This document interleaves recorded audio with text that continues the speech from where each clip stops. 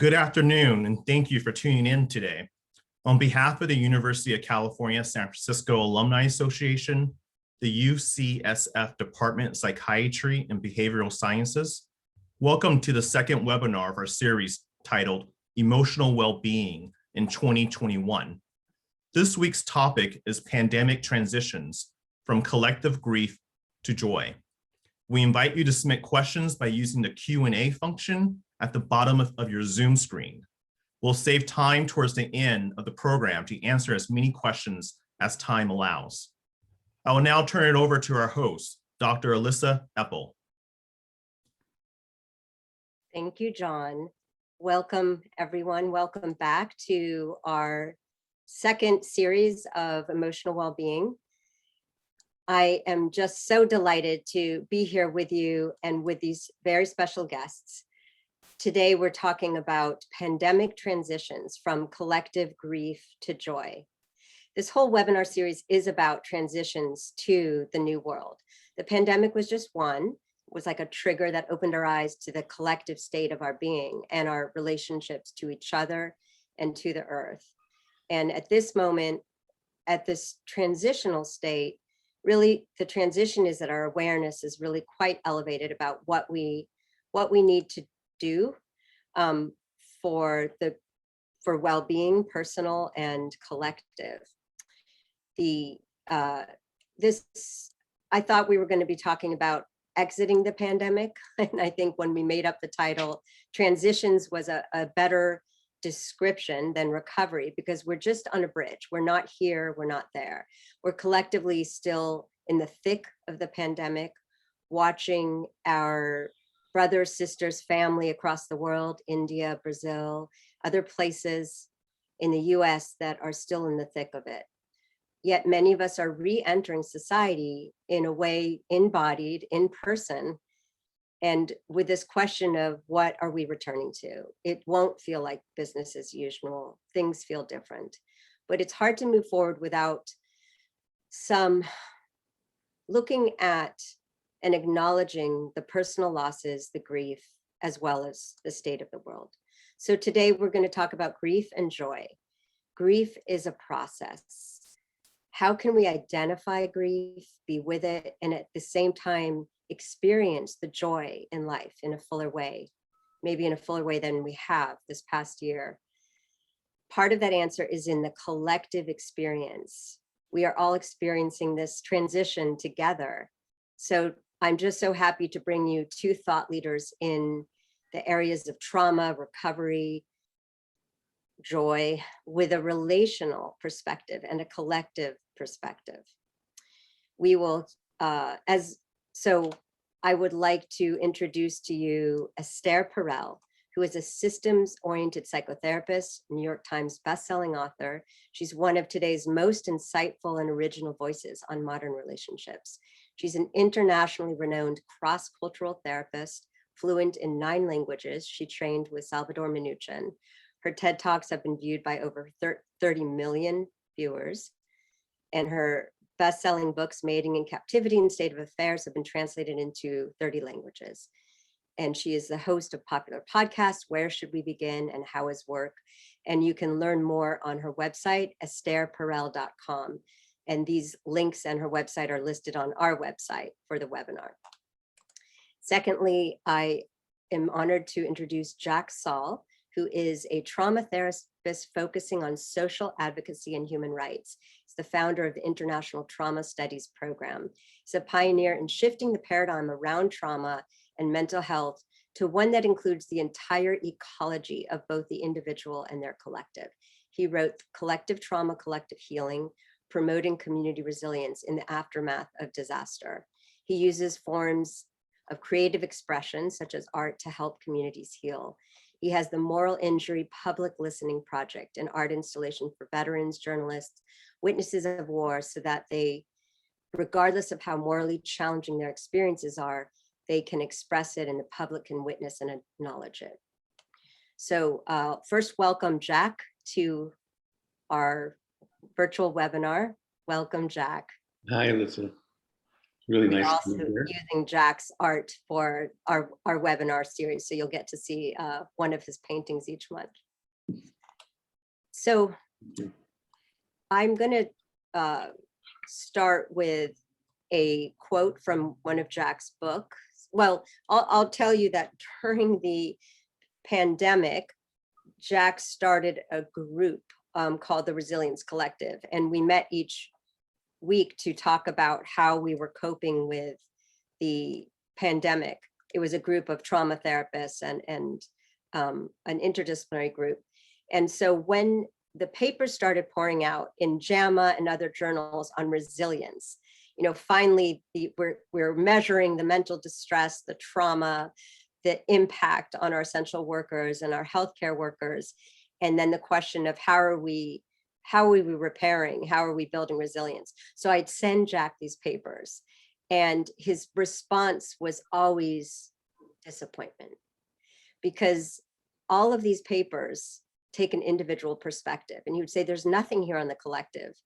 And so a quote from Jack's book is, collective trauma can unravel our social foundation, and communities are the antidote for trauma. So collective approaches require a different approach. Collective suffering requires a collective response. So that's what I'd first really like us to think about and dive into, Jack. So can you describe how, you know, this difference between the individual and the collective perspective, and how you talking about the communal perspective can help us heal? First of all, I think it wasn't so difficult to explain to people during the pandemic why social support and social connection were so important for dealing with this crisis. It was just obvious to us because we were having to be socially distant and finding ways of being connected. So it just was a natural thing for us to have to make these connections in order to be able to cope with and, you know, conduct our lives. So I think it's never been easier to kind of get people to shift their thinking now, and to see that when we're looking at a crisis like this, whether you call it a collective trauma or not, we have to be engaged in collective responses.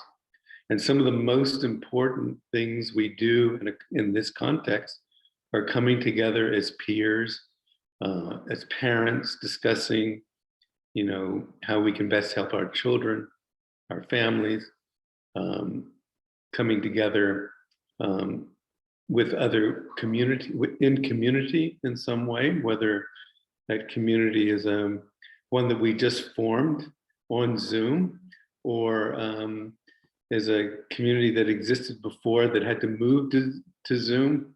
But you know, there have been so many innovations that took place during this pandemic, where people had to be able to access not only their individual resilience, but the collective resilience. And what I mean by that is, you know, we tend to focus on individual resilience as if it just comes from our grit and our perseverance and our internal strength. But that resilience is always needs to be seen in the context of our collective.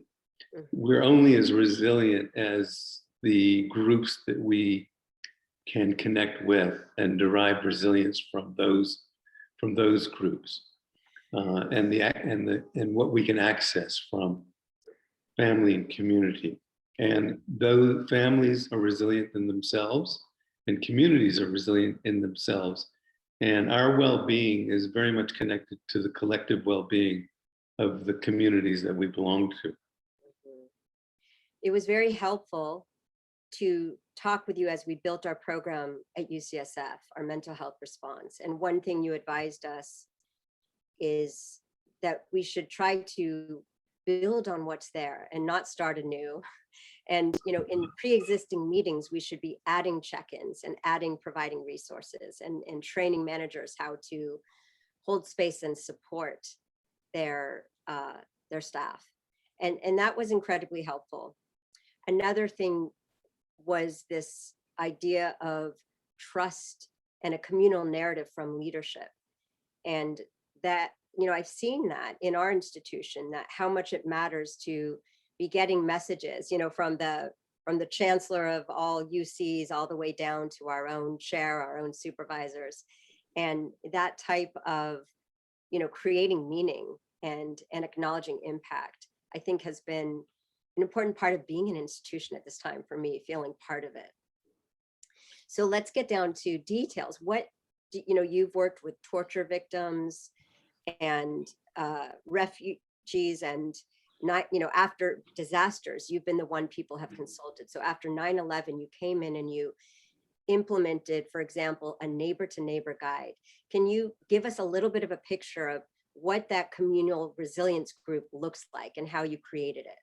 Let me just give you some context. I had been working in Kosovo after the war, the previous year, and we were working to build a community mental health system there. They had decided in Kosovo that they wanted to take a family and community resilience approach to their mental health system to take advantage of the large extended families in their society that were really the most valuable resource they had for promoting well-being after the war. And they had a lot to deal with 20 mental health professionals for 2 million people. So out of necessity, they needed to bring families together to support each other in taking care of the severely mentally ill. So 3 weeks after returning from Kosovo, 9/11 took place in my neighborhood. I live within a mile away, and my children were going to school 2 blocks north of the World Trade Center. So we were faced with, how are we going to address this as a school community and a number of school communities? And so I thought, I'm going to use what I just learned in Kosovo, that we shouldn't be relying on individual counseling, screening kids or people and sending them just for individual counseling, but how do we mobilize the resources in the community to look at how we can address this as a collective? And so we had community forums, and we were able to kind of look at what the emerging needs were for children, for families, and then within those forums decide on a direction that we would take. What were the priority needs that we were going to address, and what were the resources we had as a community? And one of the main resources that we had is that we had a tremendous diversity of occupations in the school community, not just mental health professionals and health professionals, but artists and people from the business world, organizational consultants, community activists.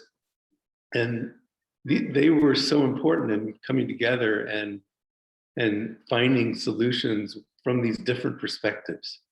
And that's one of the most important principles of resilience, this kind of diversity of approaches that you can bring together. There's a synergy that's created. And that synergy also includes different age groups, because in a collective resilience approach, children are extremely important in bringing kind of the playfulness and spontaneity and energy to a community that's going through a crisis. And older people are really important in bringing the knowledge of how they've coped with previous crises during their lives. They often have a tremendous amount of wisdom that's important in a context like this. So we ended up generating, we as a community went to FEMA and said, don't just give the funding to the clinics outside to come in and help us, give us funding to support what we can do as a community. And we were able to get that funding and create kind of a community foundation to support the work people were doing already in the community that was helpful. And Well, part of that, was going to say part of it was doing some of these narrative projects, engaging people to tell the story about, how they were dealing with the events of 9/11 as a family, as a community, and developing this kind of collective narrative, which, as you say, gives meaning and purpose to what we're going through, but it also is a community building activity in itself. It creates your identity as a community. And I think it gives you a sense of hope, ultimately. That is Engage just in that kind of narration. an important message right now. I wish Congress would hear you, because they have been given, billions to spend and distribute, in part for the mental health impact of COVID. And so directing it to these, to the community, to small community organizations, so people can organize. And it also strikes me what, your point about youth having a different voice and how that's part of their healing. We have, a session on youth in the fall as they return to school. And we know that they've been victims, they've had a lot of mental health problems. And to actually involve them in the narrative of how can you, if this happens again, what would you wish for other kids? How can you, what are your hopes for how we would deal with this differently? And so maybe art is part of that. It's not going to be community. Well, you're raising a really good point. When you're designing a response, you need to design it with the people that we're focusing on helping. They need to have a voice in the design process, because they're the ones who best know, what the issues are and how you can reach them, and what's going to be meaningful for them, and what is going to be ultimately helpful. And how many times a week can they come, and where can they come? They can give you this kind of information that is crucial for creating a successful mental health intervention. So another way that your ideas have influenced us here at UCSF is, so your point about really listening and hearing from people on the ground at all levels what their needs are is, as a researcher, that's an overwhelming idea. Focus groups and transcription, and but the bottom line is, in the real world, we're bringing people together in small groups and having them both support each other with creative solutions, but also talk about the structural things that could be improved, because that's where the community or the institution can step in and hear what people are saying. So we're starting with small groups. We're starting with pods for women who are have children, so caregivers, and they've been hard hit with the pandemic and been at threat of not being able to continue their careers, really. And so that's where we're starting. But we hope that these pods will the idea will permeate all levels of our institution, so that everyone has a small affinity group and can have a voice. So that was partly that. No, to collaborate with the pods to figure out how best to address what their needs are, I think is a really important approach. So now I would like to bring on Astaire Perel. Welcome, Astaire, and really think about this. It's so good to see you. Thank you.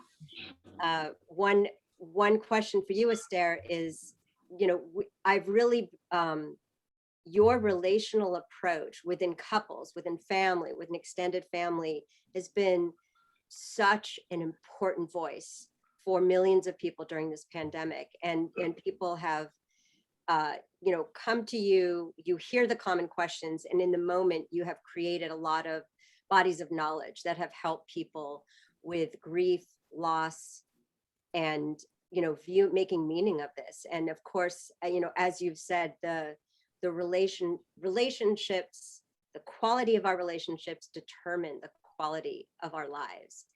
And that starts with ourselves and at home. So I would just like to welcome you to respond to what you've heard from Jack's perspective about communal responses, and hear more about what you have learned from advising people about relationships. I think that there is a direct connection between the collective approach, between reaching out, between understanding that when you have this kind of disaster, it demands mass mutual reliance. Anyone who thinks that self-reliance and autonomy is going to get them somewhere at this moment is not really able to tap into what is actually helpful. So for families and couples, this has been an extraordinary year and a half, 15 months at this point, right?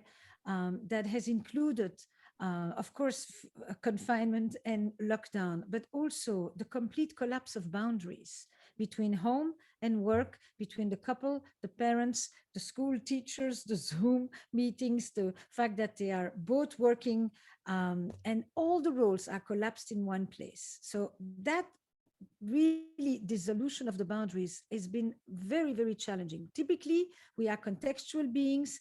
We get dressed, we change, we have rituals to go from one activity to another. When we go to work, we take a certain bag, we take certain clothes, we take a certain mindset. When we go to see friends, it's a different one. All these delineations and demarcations that define roles and define expectations and define meanings, gone.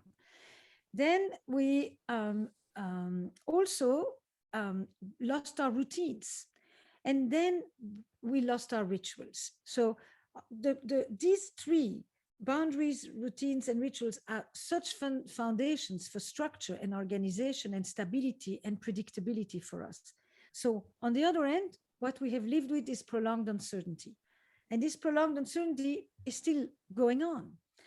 We don't know when the uncertainty will end, and you combine prolonged uncertainty with collective grief and with loss, and you begin to get a picture of mental health. And when I talk about loss, I'm not just talking about the actual loss to death. It's the sense that we have lost many intangible elements of our normal life. Sometimes we can't even identify what it is we're missing. And I borrowed the term from Pauline Boss, who coined ambiguous loss. Ambiguous loss originally was the notion that somebody can be still physically present, but emotionally and psychologically gone, like in an Alzheimer's situation. But they can also be emotionally very present and physically gone, inaccessible, like in confinement. Or buildings that are standing, the physical architecture stands, but the interpersonal architecture that usually lives in those offices, gone. And so we have a loss of spontaneity. We have a loss of what I call eros, the serendipity, the unexpected, the surprise, that dimension of our life that is so tied into how we feel alive when we encounter discovery, novelty, etc. We have a loss of normalcy. We have a loss of plans. And we have a loss of safety and trust for many of us. So this is then what becomes part of when people say there is a lot of depression and there is a lot of anxiety. And now put that in the context of a couple and a family, and maybe a few other people who live in the house that needed to be protected. And you get a picture of what happened recently. Mm-hmm. Well, maybe that's partly why I feel so disoriented. I don't have many words for just feeling different and disoriented. The word people have used is exhausted. And then more recently, they began to talk about the term that Adam Grant wrote about in the Times about languishing. We're not necessarily completely depressed, but we feel flat. It's like to flatten the curve, we've had to flatten ourselves. So we're languishing. We're not flourishing, many of us. Some do. Some did use this time for new creative projects, for reorienting their priorities, for recommitting to their relationships.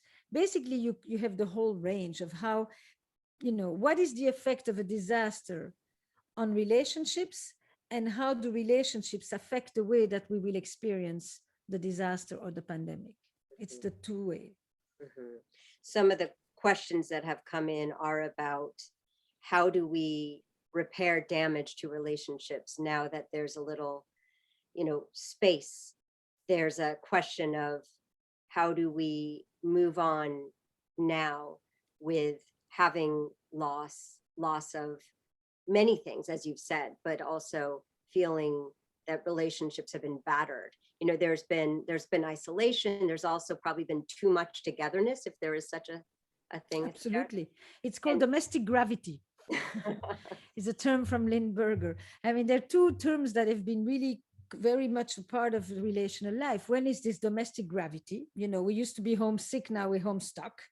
And then the second one is enforced presentism. You can't make plans. You just think about today, you know, and it changed over the months. But basically, no one knows the summer. You know, you want to say, I'm going to do something this summer. Who knows? You know, you think you can make plans, but then the prolonged uncertainty comes in and says, let's see where things are at that moment. So you are constantly straddling risk management and risk assessment. I think the most important thing for relationships, couples that were 24/7 together, couples that were too far apart, families that suddenly were reunited when, you know, people had ran away from them for years on end, is the acknowledgement of the normalcy of all of this. This is the nature of the beast, you know, and to blame the relationship is not necessarily the most accurate thing for that matter. But it is also so that often when people feel anxious, when people's coping styles become exacerbated and their differences are so highly manifest, people take it out on each other. When there is uncertainty, people posit as if they're sure about something. We should go back to work. We shouldn't go back to work. Remote, not remote. It used to be we should leave the house, not the, you know, the fundamental thing is no one knows. But people present it like, you know, that certainty is what helps you defeat fear a little bit. And then you polarize against the person that is next to you. So the first thing is the recognition of this was really hard on us. This was something that I never thought I was going to have to go through. And this sucked whatever good juices existed between us.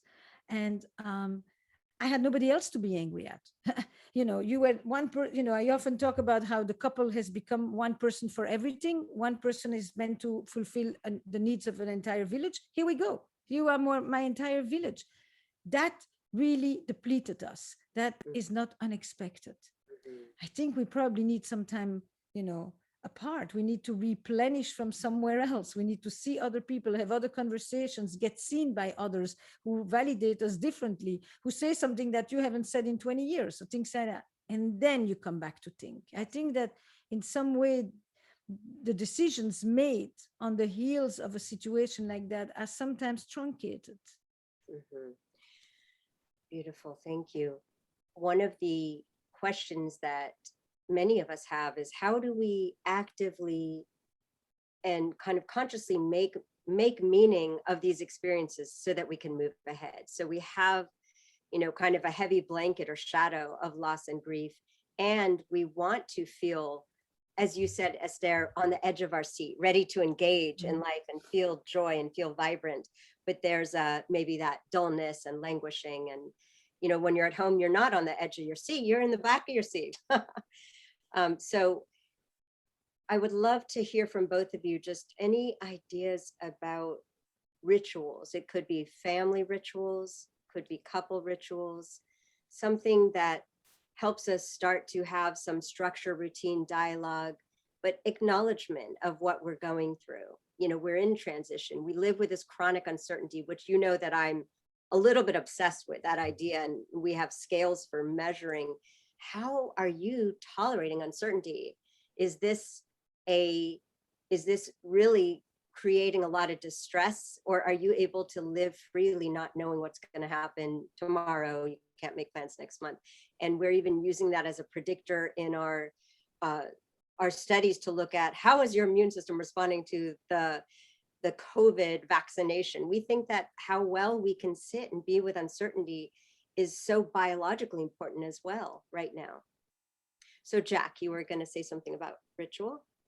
Yeah, well, first of all, it's really important that we keep the rituals that have been in our lives and not just throw them out, like the holiday rituals, the birthdays, but even the daily rituals have become extremely important. As Esther said, we're conducting all of our lives in one place, and we need to be able to differentiate through having dinner time, where you move the computer off the dinner table and put the plates on the table, so that you demarcate changes, in your daily life.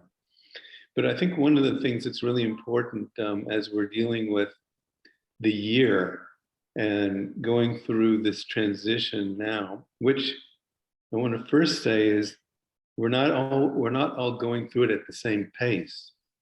It's not the same transition for everyone. Mhm. It's different in different parts of the country. It's different whether you've been vaccinated or not.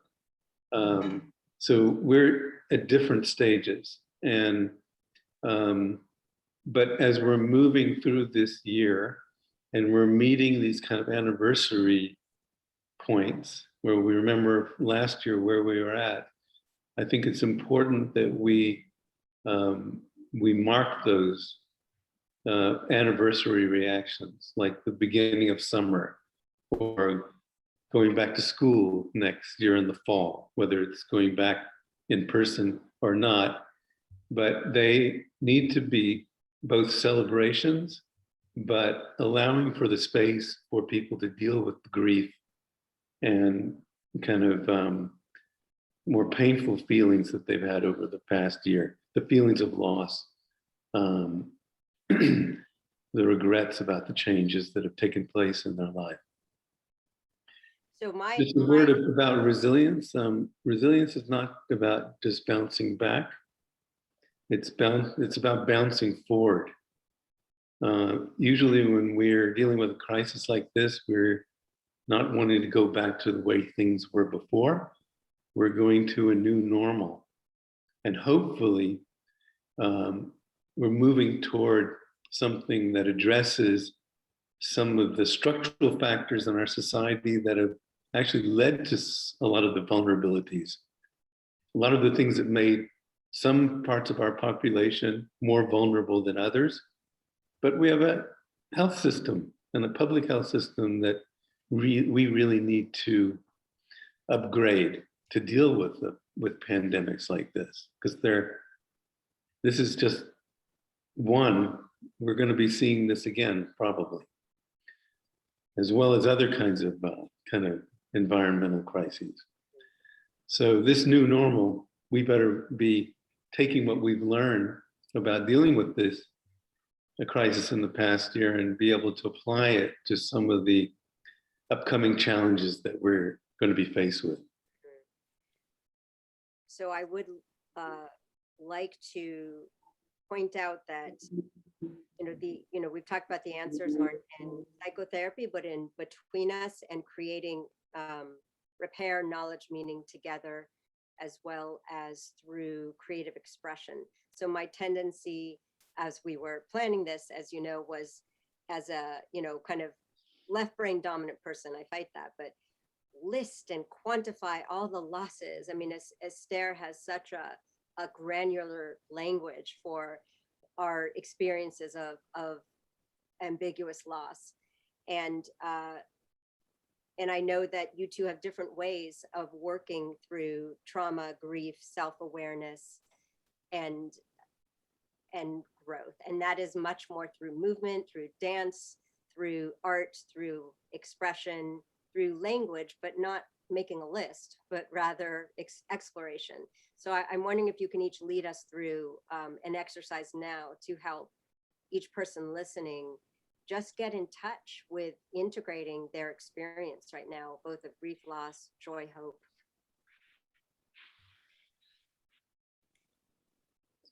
Just, So, yeah. Do you want to start, Esther? Go ahead. Well, I was going to say, one thing that we could do is just, first of all, let's have a moment of silence just to reflect on the past year or past 15 months.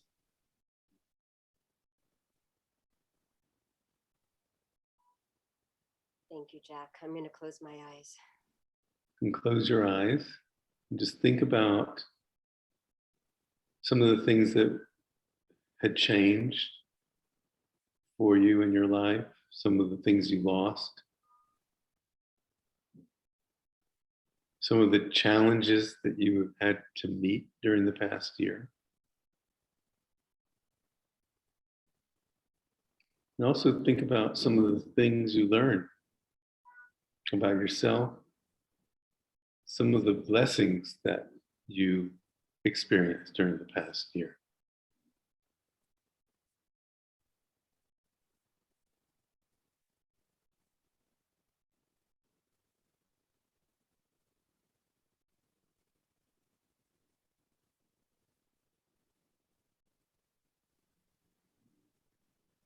If you have a piece of paper in front of you,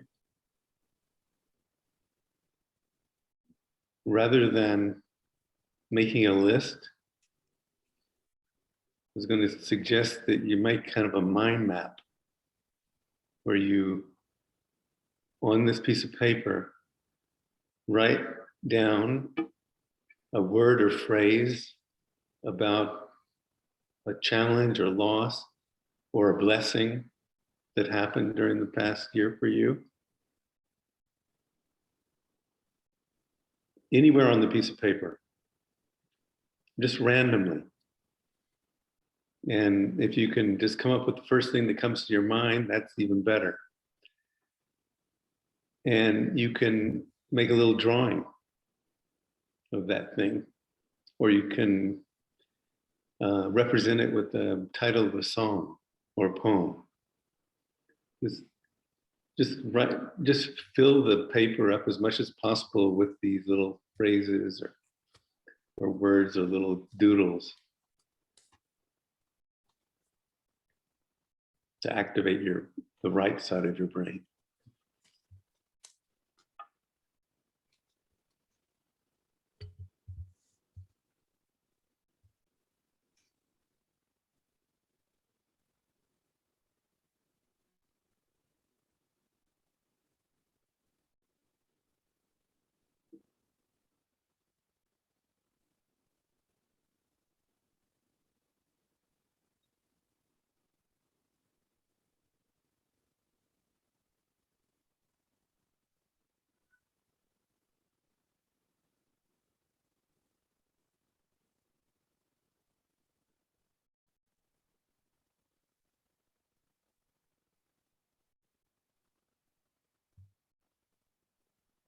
Now take a look at that piece of paper. And what does it tell you about your past year? When you look at all the things you've written on this piece of paper.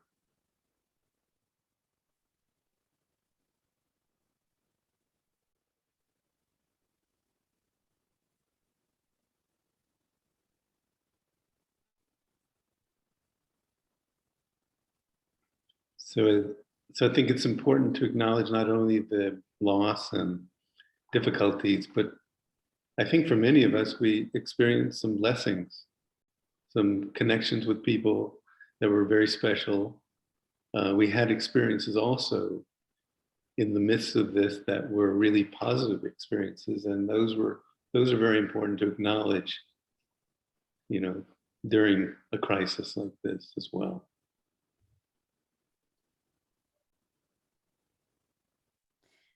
Okay. So if I was to do this in a relational context, couple, family, group of friends, Zoom or wherever, I would have everybody draw it. And then I would say, now change paper, give yours to somebody else. And then people would start to read other people's lists. And then it wouldn't just be what have you learned about yourself and your own year, but what have you learned about the other people's year? And did you even know that, even though you were living right next to them? And what can they tell you about yours, and what can you tell them about theirs? And then you introduce the relational component to this kind of awareness. You asked about rituals, and I think Jack's idea is exactly, when you cook a meal every night, it's a dinner. When you make the nice table, you turn a routine into a ritual. A ritual is basically a routine invested with creativity and intention that gives it meaning and importance. It's not a big thing, but I think that on the ritual level and on the meaning making level, for me, it went into two directions. One was this very important concept that I kept referring back to from the Austrian psychiatrist Viktor Frankl, tragic optimism. This ability that we have to find hope and meaning in the midst of negative or painful experiences. But then I thought, there's a thing I've done with a lot of patients and during talks and groups that I've worked with. In one instance, I would ask people to just get up right now as we are talking and to find one object around you that represents an aspect that you can choose. You can either say something that you learned about yourself during this pandemic, something that you would like to hold on to from what you have learned, to pick up on Jack's thing during this past year. And then you pick up another object of something that you actually want to let go of. And then you do this basically with the people in the house. Why? Because sometimes you need a transitional object through which to tell a story. People need to be able to tell the story of their past year to each other, not just a feeling, but there is a story around these feelings. And that's when I thought about creating a game. So I spent much of my pandemic thinking about how do I bring back intimacy and playfulness by creating an actual game of storytelling. So that people would have a tool that during the lockdown, but also when they come out, to deal with the awkwardness, to deal with how do you ask these difficult questions. You want to know, but you're afraid to ask because you don't want to intrude on people, you don't want to make them uncomfortable, and yet people are really eager to share with each other pieces like that. And so I think that the structure of playing and of a game is intensely important. It's called Where Should We Begin, like the podcast.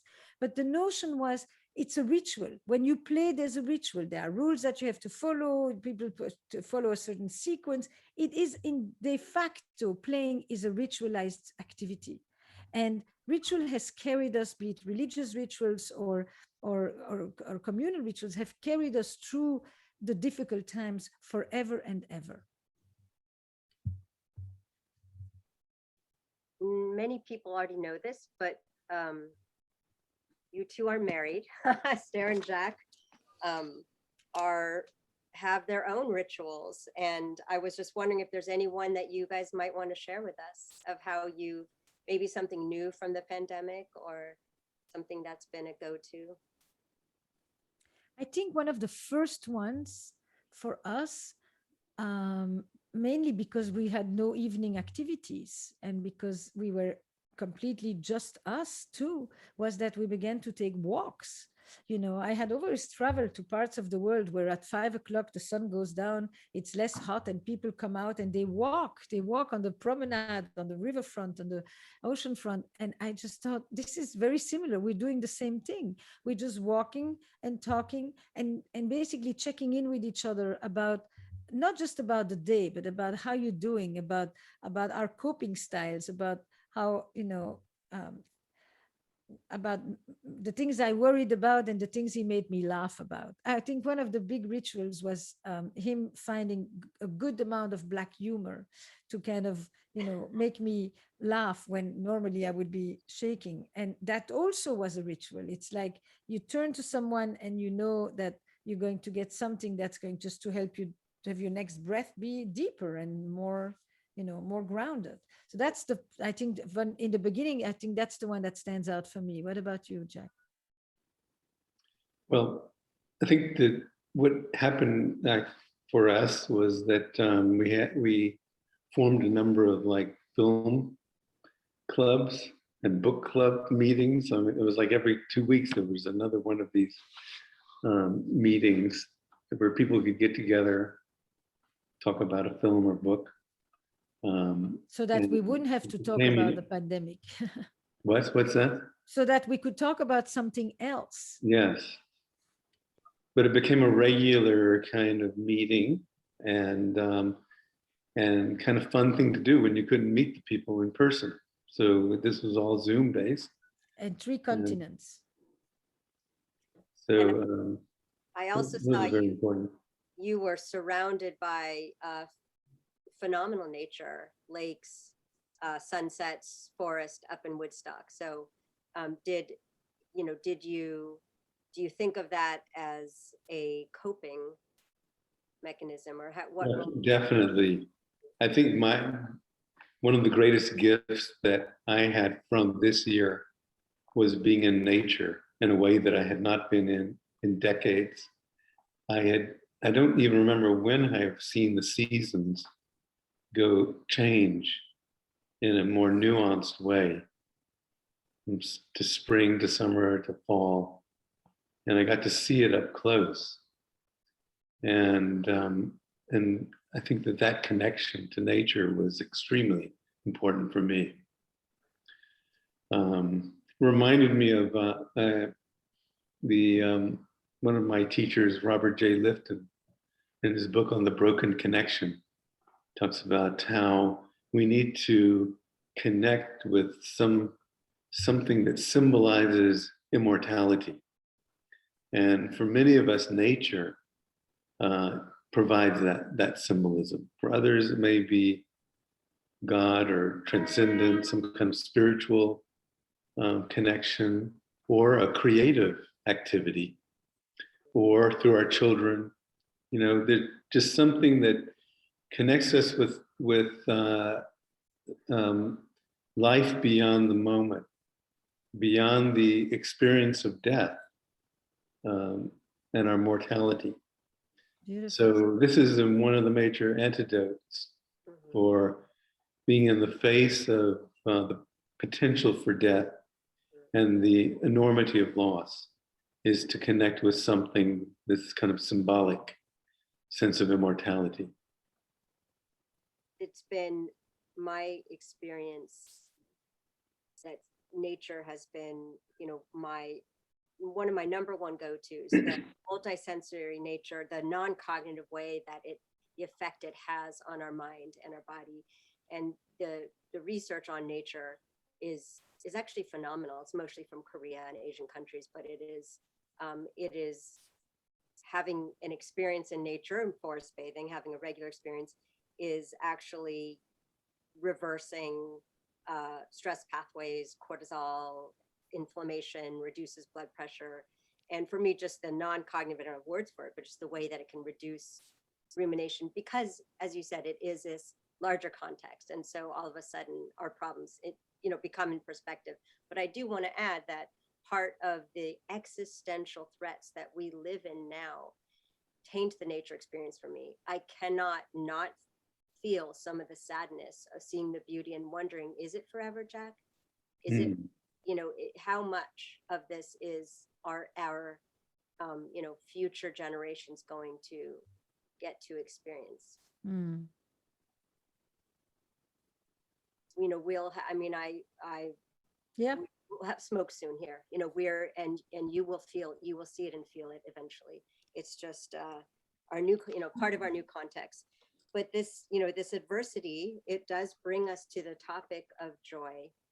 And I know, Astaire, I've read about the joy that you felt living among Holocaust survivors, and Jack working with torture survivors, and the kind of joy as an act of resistance, and the contrast between having to live with existential threats or such grief, and how the bounce back of the human spirit is at being able to also experience joy at the same time. And it reminds me, you've probably seen The Book of Joy by His Holiness the Dalai Lama and Desmond Tutu. And the story of that book is really about adversity, living with adversity, and how that kind of working for feeling purpose and meaning and working for the greater good became such big sources of joy. And so I'm wondering, I would love to talk about really getting in touch with, the full experience of joy, acknowledging the blanket of grief, the types of grief that we've listed, and the ones I think one of the most important moments at this time that I see joy, and that joy that sits completely on grief, is when I look every day I see people who are meeting, who haven't seen each other in so long, and who are saying, "Are you huggable?" And then they hug, and their entire touch hunger of 15 months is just completely melting in that embrace. I mean, that is probably the most prevalent one, where the contact itself sits on the loss and the lack of contact that so many people have had, the disembodied kind of a life, the screen life we're having right now as we speak, which is the opposite of when you're in nature as well. You don't feel anything when there's no breeze, there's no sun, there's no wind, there's no light, nothing touches your skin. So that's one that I think in the moment you see pure joy, elation, people who are just like, and they take you in and they hold. So that's the first one that comes to mind. And something similar came to mind for me. And it's when I've seen people who have been pretty severely traumatized, they get constricted in their bodies and they're like holding themselves like this. And we have this wonderful friend who's an expressive arts therapist in Norway working with refugees. And she would have the Melinda Meyer, and she would invite these Bosnian refugees to her physical training class and have them engage in the movements that they were no longer engaged in, like picking apples from the trees and cutting the grass. And you could see when they started to resume these movements that they had not, engaged in for months, this energy was coming into their bodies. And that energy was so important in helping them heal from what they had been through. And you saw them like 2 weeks later, and they were all laughing and moving around. And they just gotten reconnected with that energy, which is so important for healing from being through difficult times. It's interesting that the hugging is the symbol of this kind of renewed movement. I think that's so important for us in this transition. We want to take some questions, actually. Just curious. Yes, I will give you a question. We have about 7 minutes. Just one thing that strikes me about joy is just that everything you've mentioned, and Esther, we posted a lot of your readings on erotic sensuality, that they are all things that are within and between us. And we don't need to get back on planes and fly around and have these kind of high cost experiences, because it really is it's in the, attentional awareness of the changes of the seasons and the gratitude and the, being able embodied and being able to hug someone. Well said. So let me give you a question that I think sums up a lot of what we talked about. This is from a professor. I work at an urban public university. We've been remote for 14 months. In September, all of our campus community, students, faculty, staff, will be back in person. But I'm not hearing joy. I'm hearing fear, apprehension, frustration about managing this another transition with its unknowns. And I'm wondering what rituals you might recommend that we create in returning to campus that acknowledge our griefs, traumas from the past year, but also uplifts us with connection, shared humanity, being in the same physical space. I think immediately about the school of our children after 9/11, where an entire wall was turned into an art project, where everybody, every child, every teacher, everyone who walked into that building could express something having to do with what had happened to their neighborhood. In all sorts. I think that the notion of an art project, of a public expression, of a mural, where people now, it can be, we can decide, it can be, apprehension, it can be anticipation, positive anticipation, the welcoming of the unknown. When the unknown is exciting, what does it look like? When we come with curiosity rather than anxiety, what does it look like? When we come with our imagination as the gate to freedom when we are confined, What does it look like? But not in talking, but literally in an art piece with a sound installation, with somebody who does the music for it, and I think that everyone who has something to say gets to put it up, and it becomes the mural that expresses a moment in time for our community. It's an incredible idea. And before I ask Jack, I will say, this is a crowdsourcing exercise. We are all returning from something to something. And the idea of marking this time and having this communal experience and rituals is something we can all think about and apply. So I would love to hear everyone's ideas who hears this, and we can share them in our next month, in our next episode, because this is we need all of that curiosity and creativity and ideas. And I love your idea, Astaire. I have another idea that also I thought of when I saw this question. We went to a conference in Cuba, Jack and I, an international psychiatric conference. Now, typically in America, North America, conferences, have all the material, the content, the series, the presentation, day 1, day 2, 3, 4, and then at the last evening there is the bala, the ball, the whatever, the party, and people may or may not come by then because to do a little bit of dancing at the end of the event. In Cuba, they did it the other way around. Before the opening speech, they had a whole group of children that began to come into the audience in huge amphitheater and began to teach us all salsa. Then came the keynote, the opening address. Then came the workshops. And the first evening was the dance party.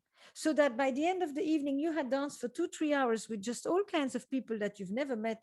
And then you went and you started to do your serious conversations. I never forgot that. Yeah. So it's this joy, celebrating life and being together first, not last, and not optional. The being first and doing later. I had the same, my mind went also to dance. It's one of the things that we did after 9/11. We are living together, don't we?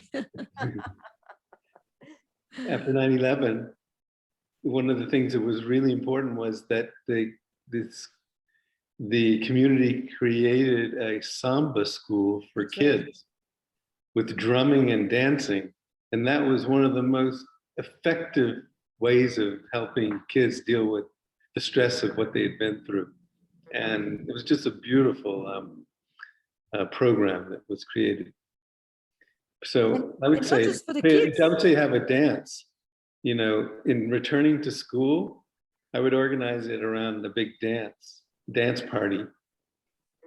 For one thing. Permission to celebrate. People have to move. Yeah. It's permission to celebrate. It's movement. It's an embodied experience. The very important thing about dance is that you can write and compose and paint and do all the other art modalities while you are upset, sad, hurt, despairing. You cannot dance in the midst of despair. The body won't let it, because the body in despair is a different position. When you dance, your shoulders lift, your head goes up. And so by definition, it puts you in a good mood. It demands joy. It commands joy, and it brings you to joy. Absolutely. The mind changes the body can change the mind and shape our emotions. And so that's a wonderful way of creating joy that we need to say that again. You said that very fast. The body. Well, we always think about our thoughts as the dominant king, and they're changing our body, and stress is, maybe going to hurt our body. But the opposite is true too, which is that when we change our body position, we're changing our emotions. When we lie down, we cannot experience intense anger in the same way that when we're standing up. And so have an argument with your partner lying down. It's these ways that we embody emotion, as you talked about. If we're on the edge of our seat, we're changing our attention, we're engaged, we're receptive. And so all of this integrating, becoming more sensory aware of our body as we're re-engaging in life is so beautiful. Last year, Astaire, we talked about the barrier of loneliness and the stigma of reaching out and needing other people. And you were fighting that. And, you know, I think you said 4 times in a row, groups, join groups, this type of group, that type of group. You guys had your movie group. And, you know, that is more important now as ever, that we reach out, and we need each other. We especially need each other in this next chapter. And when you reach out, sometimes you're the helpful one too. And that will give you purpose and meaning too. The fact that you can do something for others. It's not just going to ask them to do for you or with you. It's your presence that brings something too. That's absolutely right. We each have a role. So this idea of mass mutual reliance and communal healing are words we should be talking about. My last point is on our website. We talk about also, if you have experienced loss, there are a few readings from Astaire and also from our mutual friend Michael Hebb about talking about death at dinner. You know, Astaire, you've taken away stigma from talking about sex, and now you're helping us talk about grief and death. And it's these conversations that we need. And so we're gonna end showing the slide for Astaire's resources.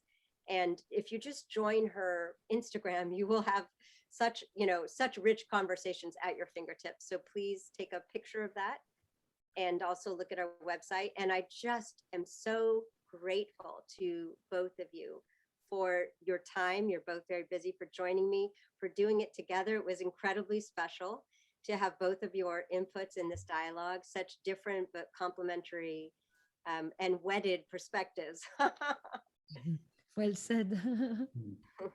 Thank you. Thank you. Thank you very much. Bye-bye. Have a great month, everyone. We will see you next month. Thank you. Thank you. Bye-bye.